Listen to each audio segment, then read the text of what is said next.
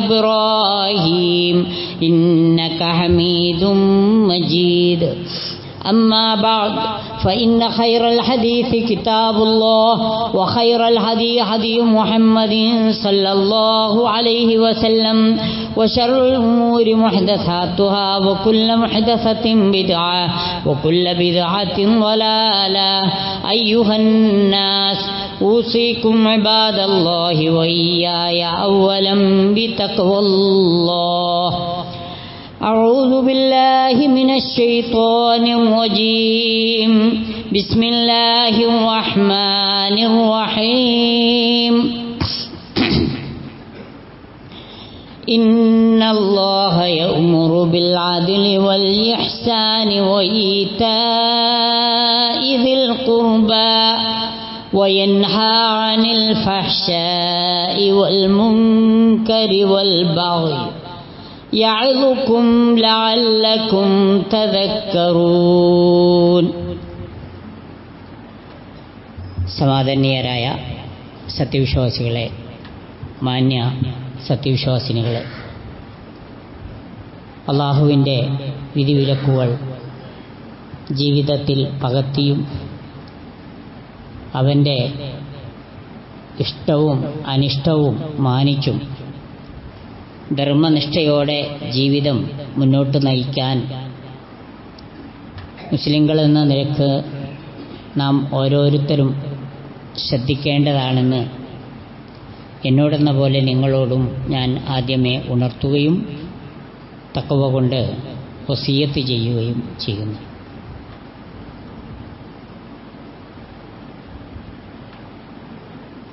അപരവൽക്കരണത്തിൻ്റെയും അവകാശ ധ്വംസനങ്ങളുടെയും നടുവിൽ ഇസ്ലാം മുസ്ലിം ഭീതി അപകടകരമായ രൂപത്തിൽ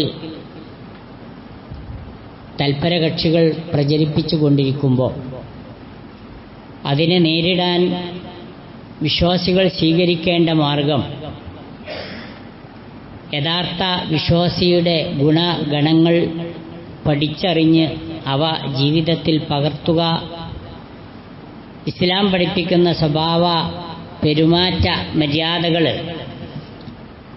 ജീവിതത്തിൽ കണിശമായി പാലിക്കാൻ ശ്രദ്ധിക്കുക എന്നാണ് നാം കേട്ടുകൊണ്ടിരുന്നത്. ഇസ്ലാം ഏറെ പ്രാധാന്യപൂർവം പറയുന്ന നീതിനിഷ്ഠ ജീവിതത്തിൻ്റെ മുഴുമേഖലകളിലും വിശ്വാസികൾ കൈവിടാതെ നോക്കണമെന്ന് കഴിഞ്ഞ ഖുതുബയിൽ നാം കേട്ടു. യാ അയ്യുഹല്ലദീന ആമനു കൂനു ഖവ്വാമീന ബിൽ ഖിസ്ത് ശുഹദാഅ ലില്ലാഹ്. നിങ്ങൾ അള്ളാഹുവിൻ്റെ സാക്ഷികളായി ജീവിക്കുന്ന ആളുകൾ എന്ന നിലക്ക് നിങ്ങൾ നീതി മുറുകെ പിടിക്കണമെന്നാണ് അള്ളാഹു വിശ്വാസി സമൂഹത്തോട് ആജ്ഞാപിക്കുന്നത്. അതേ സൂക്തത്തിൽ അള്ളാഹു എടുത്തു പറഞ്ഞ കാര്യം ഫലാ തത്തബിഉൽ ഹവാ അൻ തഅദിലു, നീതി പാലിക്കുക എന്ന ആ ഉദാത്ത ഗുണത്തിൽ നിന്ന് തെറ്റിക്കളയുന്ന വിധം നിങ്ങൾ തന്നിഷ്ടങ്ങളെ പിൻപറ്റാൻ പാടില്ല എന്നാണ്. എന്തുകൊണ്ടാണ് ഭൂമുഖത്ത് അനീതി വ്യാപരിച്ചുകൊണ്ടിരിക്കുന്നത്? അതിന് കാരണം ഇപ്പറഞ്ഞ സംഗതിയാണ്. തങ്ങളുടെ താൽപ്പര്യങ്ങളും തന്നിഷ്ടങ്ങളും നടപ്പിലാക്കാൻ വേണ്ടി എവിടെയൊക്കെ നീതി കൈയാളാൻ ബാധ്യസ്ഥരാണോ അവരുടെ ആ നീതിനിഷ്ഠ കൈവെടിയുന്നു. വിവരമില്ലാത്തതിൻ്റെ പേരിൽ ഇസ്ലാമിനെയും മുസ്ലിമുകളെയും കുറ്റം പറയുന്നു. നമ്മുടെ രാഷ്ട്രപിതാവ് പോലും ഇന്ത്യ രാജ്യത്തിന് ഒരു സ്വയം ഭരണാധികാരവും സ്വാതന്ത്ര്യവും ലഭിക്കുകയാണെങ്കിൽ ഖലീഫമാരുടെ ഭരണം നടത്താനാണ് ഞാൻ ആഗ്രഹിക്കുന്നത് എന്ന് പറഞ്ഞ ഗാന്ധിജിയെ അതിൻ്റെ പേരിൽ തന്നെ കൊന്നുകളഞ്ഞു. ആ ദുഷ്ടന്മാരുടെ കയ്യിലാണ് ഇന്ന് ഇന്ത്യയുടെ ഭരണചക്രമുള്ളത്. അവരിൽ നിന്നാണ് നമ്മൾ നീതി തേടുന്നത്. ഇന്നലെയോ മിനിഞ്ഞാന്നോ ഒരു സുപ്രീം കോർട്ടിൻ്റെ വിധി വന്നു. തങ്ങളുടെ താല്പര്യങ്ങൾക്കെതിരാണ് എന്ന് വിചാരിച്ച് അധികാരം കൈയാളുന്ന ആളുകൾ അന്യായമായി പാവങ്ങളെ തെരുവിലിറക്കരുത്. കുട്ടികളെയും സ്ത്രീകളെയും പാതിരാക്ക് തെരുവിലിറക്കുന്ന ആ ബുൾഡോസർ രാജുണ്ടല്ലോ, അത് ഒരു സ്വതന്ത്ര ഇന്ത്യക്ക് ചേർന്ന നിയമമല്ല എന്ന്. അങ്ങനെ ഇനി ആരെങ്കിലും ചെയ്യുകയാണെങ്കിൽ അതിന് കുറേ പ്രൊസീജിയേഴ്സ് പറഞ്ഞു കൊടുത്തു സുപ്രീം കോർട്ട്. ഈ ദുഷ്ടരായ ഭരണാധികാരികൾ ശ്രദ്ധിക്കണം. അങ്ങനെ അവർക്ക് എന്തെങ്കിലും അപ്പീൽ പോകാണ്ടെങ്കിൽ അതിനുള്ള സമയം കൊടുക്കണം. അതിനിടയ്ക്ക് നഷ്ടപ്പാതിരക്ക് ബുൾഡോസറേറ്റ് വന്നിട്ട് എല്ലാം പൊളിച്ചു കളയുന്നതല്ല ഒരു ജനാധിപത്യ രാജ്യത്തിൻ്റെ മര്യാദ എന്നവരെ പഠിപ്പിച്ചു.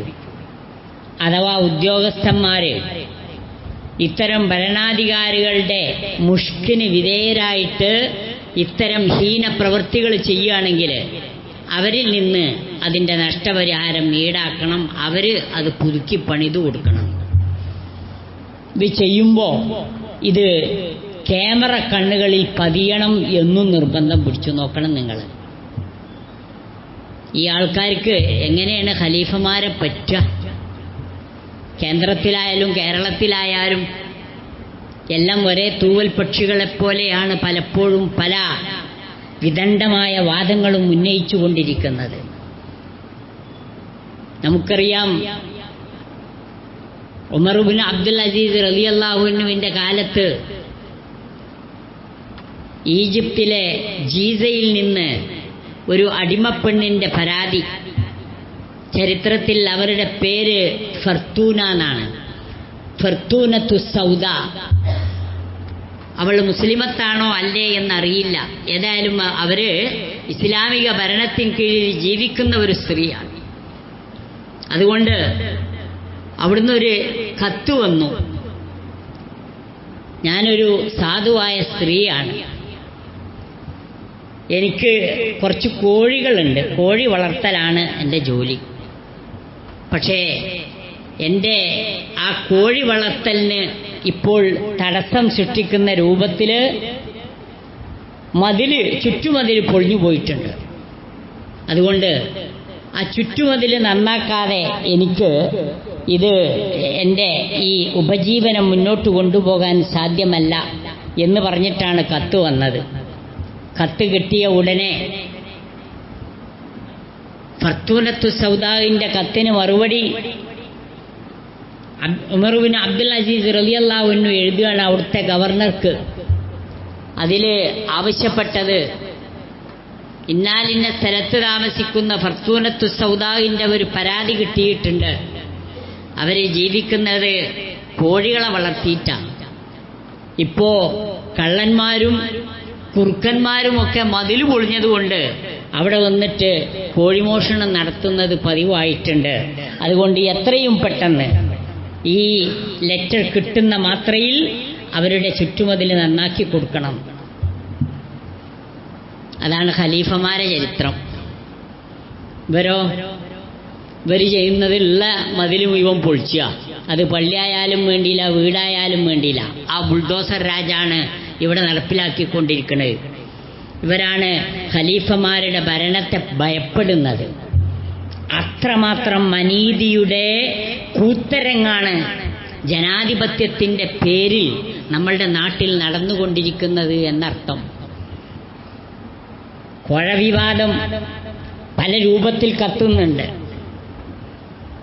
അന്യായമായി സർക്കാരിൽ നിന്ന് കോടികൾ തൻ്റെ കുടുംബം കൈപ്പറ്റി എന്നാണ് പരാതി. അന്വേഷണമില്ല, ചർച്ചയില്ല. നമ്മുടെ നാട്ടിലെ ഭരണം അങ്ങനെയാ. ഉമർ റളിയല്ലാഹു അൻഹു തൻ്റെ പുത്രൻ അബ്ദുല്ലാഹിബ്നു ഉമറിൻ്റെ ഒട്ടകത്തെ കാണുകയാണ്. അത് അബ്ദുല്ലാഹിൻ്റെ ഒട്ടകം എന്നൊന്നും തിരിച്ചറിഞ്ഞിട്ടല്ല, കൂട്ടത്തിൽ മെച്ചപ്പെട്ട ഒരു ഒട്ടകം. ഇതെന്തേ ഈ ഒട്ടകം മാത്രം ഇങ്ങനെ തടിച്ചു കൊഴുത്ത് ഉരുണ്ട് ഉഷാറായി നിൽക്കണ്? ഉമർ റളിയല്ലാഹു അൻഹു അന്വേഷിച്ചു, ഇത് ആരെ ഒട്ടകാണ്? അപ്പോഴാണ് അറിഞ്ഞത് അബ്ദുല്ലാഹി ഇബ്നു ഉമറിന്റെ ഒട്ടക. അദ്ദേഹം ആളുകളോടൊക്കെ ചോദിച്ചറിഞ്ഞു, എന്തിപ്പോ ഇത് മാത്രം ഇങ്ങനെ തടിച്ചു കൊഴുക്കാൻ? അപ്പോഴാണ് ചിലരുടെ നാവിൽ നിന്ന് പുറത്തു വന്നത്, ഒന്നുമല്ല, അമീറുൽ മുഅ്മിനീന്റെ ഒട്ടകം എന്നുള്ള നിലക്ക് ആൾക്കാരൊരു പരിഗണന, അതിന് പ്രത്യേകം തിന്നാനും അതിന് പ്രത്യേകം വെള്ളം കുടിക്കാനും എപ്പോഴും യഥേഷ്ടം ലഭിക്കുന്നത് കൊണ്ട് കൂട്ടത്തിൽ നിന്ന് മെച്ചപ്പെട്ട് നിന്നതാണ്. ഇത്രയേ ഉള്ളൂ. അവിടെ അന്യായമൊന്നും ചെയ്തിട്ടില്ല, പക്ഷെ ആളുകൾ ഒരു പരിഗണന കൊടുത്തു എന്നുള്ളതാണ്.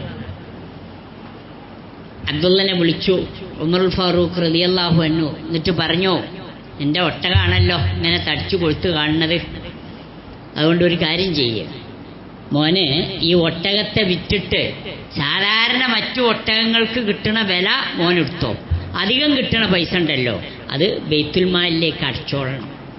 അതാണ് നീതി. അലി ഇബ്നു അബീ ത്വാലിബ് റളിയല്ലാഹു അൻഹു ഒരു ജൂതനുമായിട്ട് അദ്ദേഹത്തെ ഒരു കേസിൽ തെറ്റിദ്ധരിച്ചുപോയി. വിധി പറയാൻ അവിടുത്തെ കാളി, അലി റളിയല്ലാഹു അൻഹു നിയമിച്ച കാളി വിധി പറയാൻ നിൽക്കുക. വിധിയിൽ അലി റളിയല്ലാഹു അൻഹുവിനെ അഭിസംബോധന ചെയ്തുകൊണ്ട് അദ്ദേഹം യാ അബൽ ഹുസൈൻ എന്ന് വിളിച്ചുപോയി. അതൊരു ഓമനപ്പേരാ. അറബികൾക്ക് മക്കളെ പേര് ഇട്ടിട്ട് വിളിക്കുമ്പോൾ വലിയ ഇഷ്ടമാണ്. നബി സല്ലല്ലാഹു അലൈഹി വസല്ലമ പറയാറുണ്ട്, ആയിഷക്ക് ദേഷ്യം വിളിക്കുമ്പോൾ വിളിക്കണ പേര് എനിക്കറിയാം, അത് യാ റസൂലല്ലാഹ്, അള്ളാഹിന്റെ റസൂലിന്റെ പേര് മാത്രം.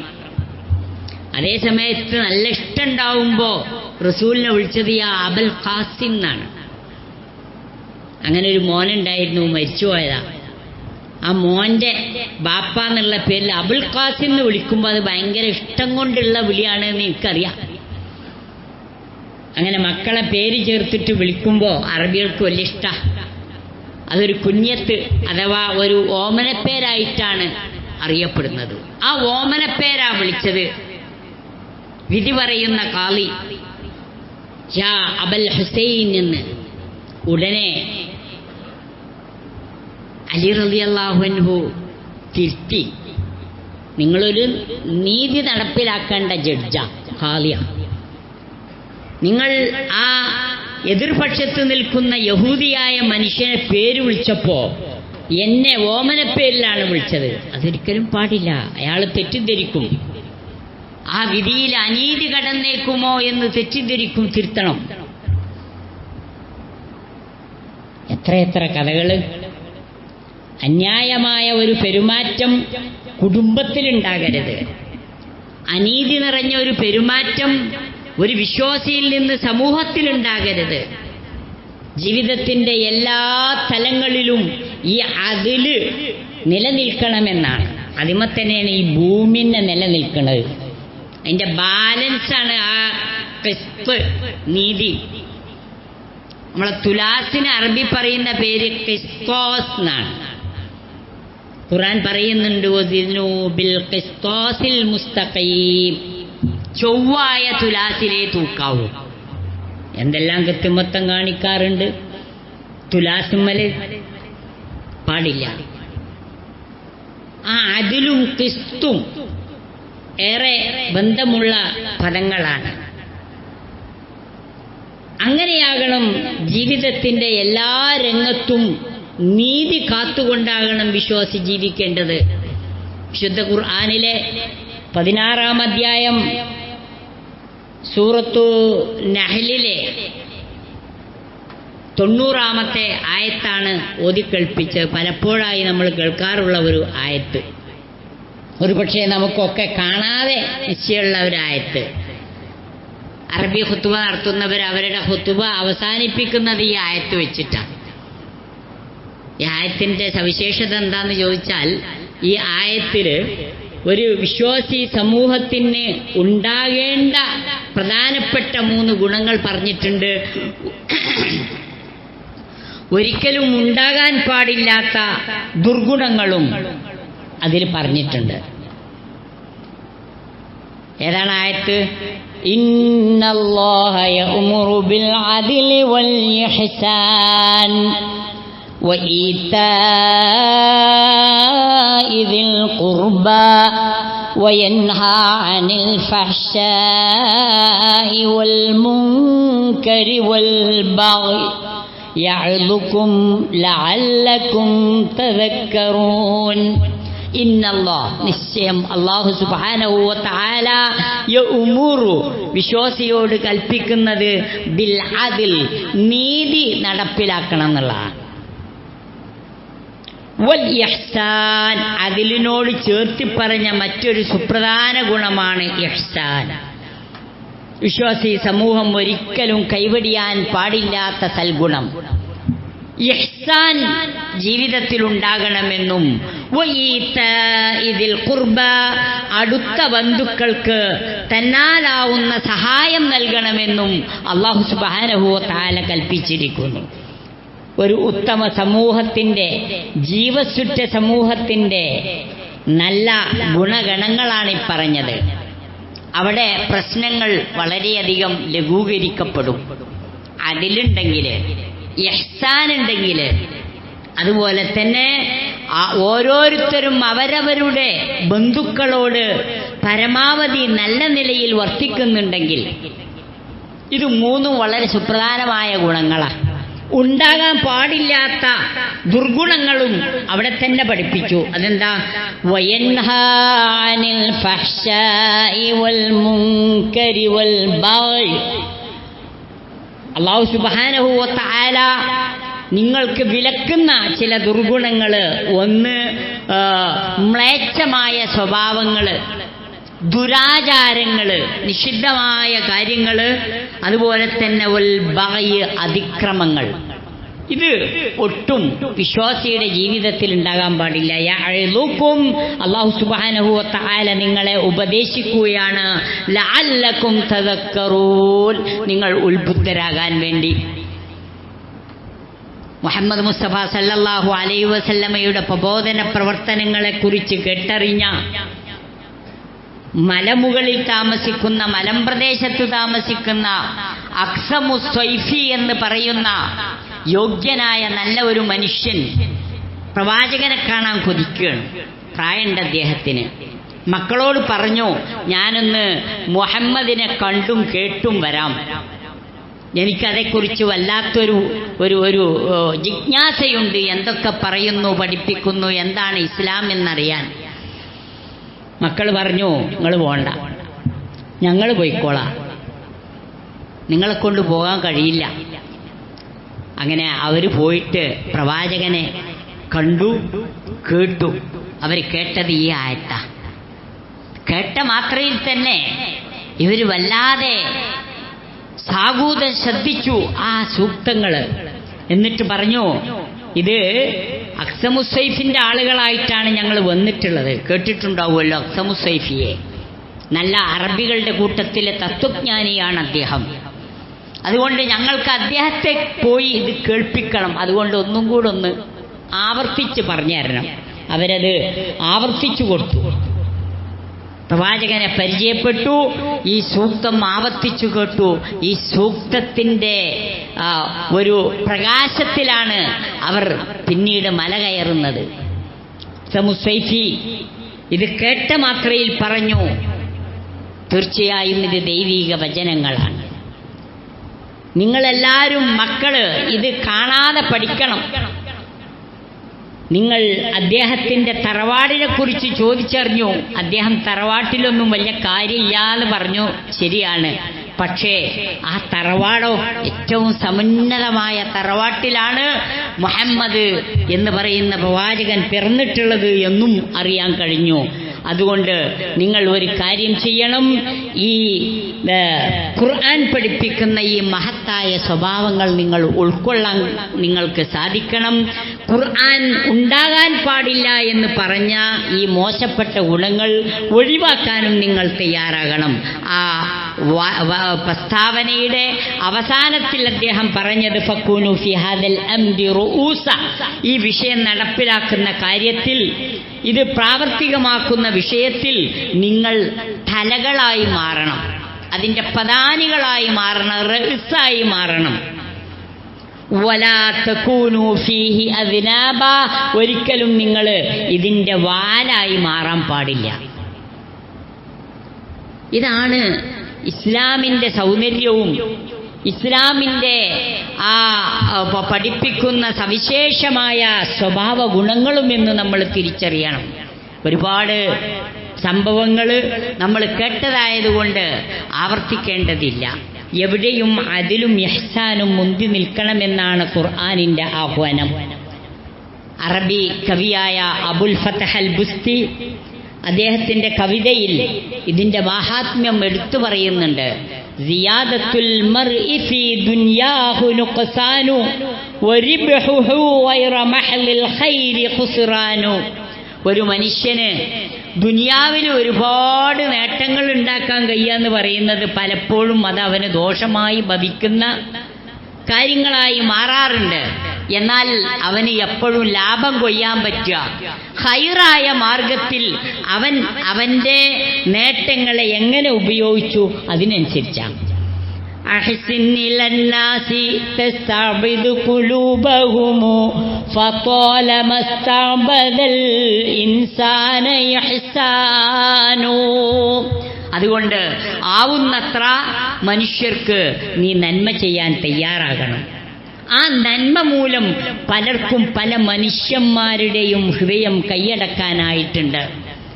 മൻജാദ ബിൽ മാലി മാലന്നാസു ഖാതിബതൻ ഇലൈഹി വൽ മാലു ലിൽ ഇൻസാനി ഫത്താനു. ആളുകൾക്ക് തൻ്റെ കയ്യിലുള്ള ധനം ഏത് വിധേനയാണെങ്കിലും നൽകിയിട്ട് ഒരാൾ സഹായിക്കാൻ തയ്യാറായാൽ ആ ആളിൻ്റെ ഒപ്പമായിരിക്കും മനുഷ്യന്മാരുണ്ടാവുക. സ്വാഭാവികമാണ്. കാരണം വൽ മാലു ലിൽ ഇൻസാനി ഫത്താനു, ധനം എന്ന് പറയുന്നത് മനുഷ്യനൊരു പരീക്ഷണ വസ്തുവാണ്. കവിത അങ്ങനെ നീണ്ടുപോകുന്നുണ്ട്. ഇരിക്കട്ടെ, ഇഹ്സാന്റെ മേന്മയാണ്. അത് സമൂഹത്തെ ചേർത്ത് പിടിക്കാൻ മനുഷ്യനെ പ്രാപ്തനാക്കുന്നു. ആർക്കും കണ്ടുകൂടാത്ത ഒരു മനുഷ്യണ്ടായിരുന്നു. അയാളെ പേര് സാഹിർ എന്നാണ്. അയാള് അത്ര കാണാൻ കോലുള്ള ആളല്ല, എന്നാ പെരുമാറ്റം അതിനേക്കാളും മോശം. ഒരു മനുഷ്യനും അയാളെ അടുത്ത് പെരുമാറുന്നത് ഇഷ്ടമേ അല്ലാത്ത മനുഷ്യൻ. അങ്ങാടിയിൽ ഇങ്ങനെ സാഹിർ നിൽക്കുന്നത് പ്രവാചകൻ കാണുകയാണ്. സാഹിറിൻ്റെ ഒപ്പം ആളുണ്ടാവില്ല. ആൾക്കൂട്ടത്തിൽ ചെന്നിട്ട് സാഹിർ ഒട്ടും നിൽക്കൂല. കാരണം അത്രക്ക് വെറുക്കപ്പെട്ട സ്വഭാവത്തിൻ്റെയും രൂപത്തിൻ്റെ ഒക്കെ ആളാ. നബി സല്ലല്ലാഹു അലൈഹി വസല്ലം എന്ത് ചെയ്തു എന്നറിയോ? സാഹിറിനെ കണ്ടപ്പോ സാഹിറിന്റെ പിന്നുകൂടി പോയിട്ട് കണ്ണൊന്ന് പൊത്തി. സാഹിർ കുപിതനായി ചോദിച്ചു, ആരാണത്? എടുക്കു കയ്യേർ. നബി സല്ലല്ലാഹു അലൈഹി വസല്ലമ കയ്യെടുത്തു. സാഹിർ തിരിഞ്ഞു നോക്കി നോക്കുമ്പോൾ റസൂല. സാഹിർ പിന്നീട് അനുഭവം പറഞ്ഞിട്ടുണ്ട്. ഇത്ര നല്ല സുഗന്ധപൂരിതമായ, തൊട്ടാൽ പട്ടിനേക്കാൾ മിനുസമുള്ള, കുളിർമയേകുന്ന ഒരു ശരീരത്തില് ഇന്നേ വരെ ഞാൻ സ്പർശിച്ചിട്ടില്ല. അള്ളാഹുവിൻ്റെ റസൂൽ എന്നെ സ്പർശിച്ചപ്പോ എനിക്ക് അത്രയും വലിയ ഒരു അനുഭവം. റസൂൽ സല്ലല്ലാഹു അലൈഹി വസല്ലമ സാഹിറിന്റെ കൈ പിടിച്ചിട്ട് അങ്ങാടി കൂടി ഇങ്ങനെ നടന്നിട്ടൊരു തമാശ പറഞ്ഞു. എന്തായിരുന്നു എന്നറിയോ? മൻ യശ്തരി ഹാദൽ അബ്ദ്, മൻ യശ്തരി ഹാദൽ അബ്ദ്, ഈ അടിമയെ എൻ്റെ കയ്യിൽ നിന്ന് വാങ്ങാൻ കെൽപ്പുള്ളവരാരാ? തമാശക്കാണ്. അടിമക്കമ്പോളത്തിൽ അടിമക്കച്ചവടം നടക്കുന്ന കാലവുമാണ്. ഇസ്ലാം അതങ്ങനെ പതുക്കെ ഇല്ലാതാക്കിക്കൊണ്ടിരിക്കുക. അതുകൊണ്ട് പ്രവാചകൻ ചോദിച്ചു, ഈ അടിമനെ ഞാൻ വിൽക്കാൻ പോവുകയാണ്, ആർക്കെങ്കിലും വേണോ? ഇതിന് സാഹിർ പറഞ്ഞ മറുപടി, ഫഖാല സാഹിർ ഇദൻ തജിദുനി കാസിദൻ യാ റസൂലല്ലാഹ്, അള്ളാഹിൻ്റെ റസൂലെ, ഈ അടിമക്കച്ചവടത്തിൽ നിങ്ങൾക്ക് ഭയങ്കര നഷ്ടം ഉണ്ടാവുക. എന്നുവെച്ചാൽ ഈ അടിമനെ ആരും വാങ്ങൂല്ല, വാങ്ങാൻ തയ്യാറായാൽ തന്നെ അതിനൊട്ട് വിലയും കിട്ടൂല, ഇതിൽ നിങ്ങൾക്ക് നഷ്ടക്കച്ചവടമാണ് ഉണ്ടാവുക എന്ന് സാഹിറും തിരിച്ച് തമാശ പറഞ്ഞു. ഫഖാലൻ നബിയ്യു സ്വല്ലല്ലാഹു അലൈഹി വസല്ലം, അല്ലാഹുവിൻ്റെ റസൂൽ പറഞ്ഞു, വലാകിന്നക ഇൻദല്ലാഹ് വാലിൻ, സാഹിർ താങ്കൾ അത്ര നിസ്സാരനല്ല, താങ്കൾ അള്ളാഹുവിങ്കലും മഹത്തായ വിലപിടിപ്പുള്ള ഒരു മഹൽ വ്യക്തിത്വമാണെന്ന് അള്ളാഹുവിൻ്റെ പ്രവാചകൻ പറഞ്ഞു. ഒരു മനുഷ്യനും ചേർന്ന് പിടിക്കാത്ത, കൈ പിടിക്കാത്ത, ചേർന്ന് നടക്കാൻ കൂട്ടാക്കാത്ത ഒരു മനുഷ്യനെയാണ് പ്രവാചകൻ സല്ലല്ലാഹു അലൈഹി വസല്ലമ ആ ഒരൊറ്റ ടച്ചിങ്ങിലൂടെ, ഒരു കൈപിടുത്തത്തിലൂടെ, ഒരൊറ്റ വർത്താനത്തിലൂടെ സ്വന്തമാക്കി മാറ്റിയത്. ഇതാണ് സമൂഹത്തിന് ഇഹ്സാന് ഉണ്ടാക്കുന്ന മാറ്റം. ജീവിതത്തിൻ്റെ സർവ്വതലങ്ങളിലും നന്മ നിറഞ്ഞ പ്രവർത്തനങ്ങൾ കാഴ്ചവെക്കാൻ വിശ്വാസി സമൂഹം തയ്യാറാകേണ്ടതുണ്ട്. അല്ലാഹു സുബ്ഹാനഹു വ തആല അവൻ്റെ മുഹ്സിനീങ്ങളായ ഇഹ്സാൻ ചെയ്യുന്ന സുഹൃതവാന്മാരുടെ കൂട്ടത്തിൽ നമ്മെ ഏവരെയും ഉൾപ്പെടുത്തി അനുഗ്രഹിക്കുമാറാകട്ടെ.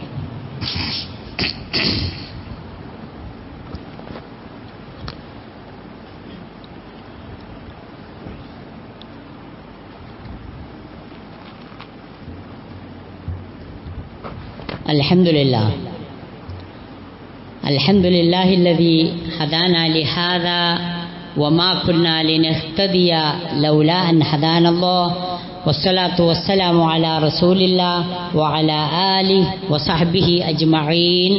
അയ്യുഹന്നാസ് ഇത്തഖുല്ലാഹ ഹഖ്ക തുഖാതി വലാ തമൂതുന്ന ഇല്ലാ വഅൻതും മുസ്ലിമൂൻ.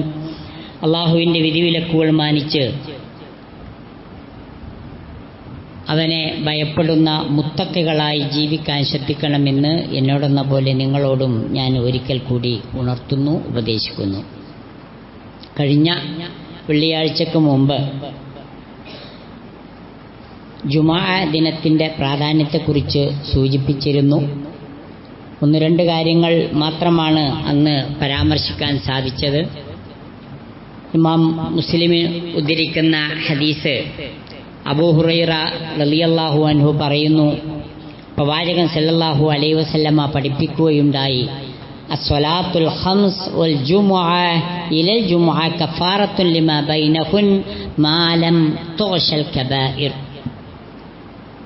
ഒരു സത്യവിശ്വാസി 5 നേരത്തെ ഫർള് നമസ്കാരങ്ങൾ കൃത്യമായി നിർവഹിക്കുകയും ജുമുഅ നിർവഹിക്കുകയും ചെയ്താൽ ആ ഫർള് നമസ്കാരങ്ങളുടെ ഇടയിലും അതുപോലെ തന്നെ ഒരു ജുമുഅ മുതൽ മറ്റേ ജുമുഅ വരെ ഉള്ള ആ ദിവസങ്ങൾക്കിടയിലുമുള്ള ചെറിയ പാപങ്ങളൊക്കെ അള്ളാഹു അവന് പുറത്തു കൊടുക്കും.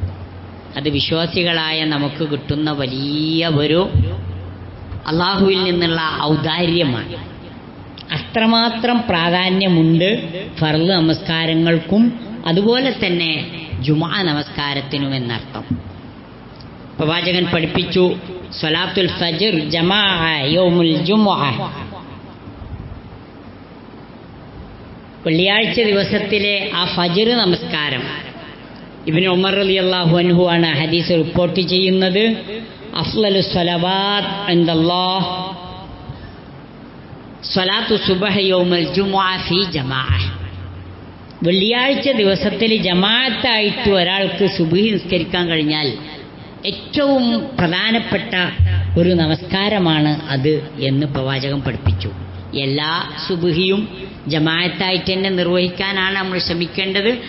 എന്നാൽ ഏറ്റവും കൂടുതൽ പ്രതിഫലാർഹമായ ഒരു നമസ്കാരമായിട്ട് വെള്ളിയാഴ്ചയിലെ സുബ്ഹ് നമസ്കാരത്തെക്കുറിച്ച് പ്രവാചകൻ പ്രത്യേകം എടുത്തു പറഞ്ഞിട്ടുണ്ട്. അതുകൊണ്ട് തന്നെ അത്തരം മര്യാദകൾ, കാര്യങ്ങളൊക്കെ വിശ്വാസികൾ എന്ന നിലക്ക് നമ്മൾ ശ്രദ്ധിക്കേണ്ടതുണ്ട്. അല്ലാഹു സുബ്ഹാനഹു വ തആല അവൻ്റെ പ്രവാചകനിലൂടെ വന്നു കിട്ടിയ യഥാർത്ഥ ദീൻ, അതിൻ്റെ സവിശേഷമായ ഗുണങ്ങളോടെ പഠിക്കുകയും ജീവിതത്തിൽ പ്രയോഗവൽക്കരിക്കുകയും ചെയ്യുന്ന സത്യവിശ്വാസികളുടെ കൂട്ടത്തിൽ നമ്മെ ഏവരെയും ഉൾപ്പെടുത്തി അനുഗ്രഹിക്കുമാറാകട്ടെ. നമ്മിൽ നിന്നും വന്നുപോയ ചെറുതും വലുതുമായ തെറ്റുകുറ്റങ്ങൾ ഗഫൂറും റഹീമുമായ തമ്പുരാൻ നമുക്കേവർക്കും പുറത്തു മാപ്പാക്കി തരുമാറാകട്ടെ. അല്ലാഹു സുബ്ഹാനഹു വ തആല നമ്മുടെ എല്ലാവരുടെയും സദുദ്ദേശങ്ങൾ നമുക്ക് സമ്പൂർത്തീകരിച്ചു തരുമാറാകട്ടെ. നമ്മിൽ നിന്ന് രോഗികളായ ആളുകൾക്ക് അല്ലാഹു സുബ്ഹാനഹു വ തആല രോഗശമനം നൽകി അനുഗ്രഹിക്കുമാറാകട്ടെ. ലോകത്തിൻ്റെ നാനാഭാഗങ്ങളിലും വിശിഷ്യ ഫിലസ്തീനിൽ പ്രയാസമനുഭവിക്കുന്ന വിശ്വാസികൾക്ക് അല്ലാഹു സുബ്ഹാനഹു വ തആല വിജയവും സമാധാനവും നൽകി അനുഗ്രഹിക്കുമാറാകട്ടെ. നമ്മിൽ നിന്നും മരണപ്പെട്ടുപോയ നമ്മുടെ മാതാപിതാക്കൾ, ബന്ധുമിത്രാദികൾ, സഹോദരി സഹോദരങ്ങൾ, ഉറ്റവർ ഉടയവർ എല്ലാവരെയും അല്ലാഹു സുബ്ഹാനഹു വ തആല അവൻ്റെ ജന്നാത്തുൽ ഫിർദൗസിൽ ഒരുമിച്ച് കൂട്ടുമാറാകട്ടെ. അല്ലാഹുമ്മ ഗ്ഫിർ ലിൽ മുഅ്മിനീന വൽ മുഅ്മിനാത്ത് വൽ മുസ്ലിമീന വൽ മുസ്ലിമാത്ത് അൽ അഹ്യാഇ മിൻഹും വൽ أموات يا مجيب الدعوات ويا قاضي الحاجات اللهم اغفر لنا ولإخواننا الذين سبقونا بالإيمان ولا تجعل في قلوبنا غلا للذين آمنوا ربنا إنك رؤوف رحيم وارحمنا بأنواع رحمتك يا أرحم الراحمين.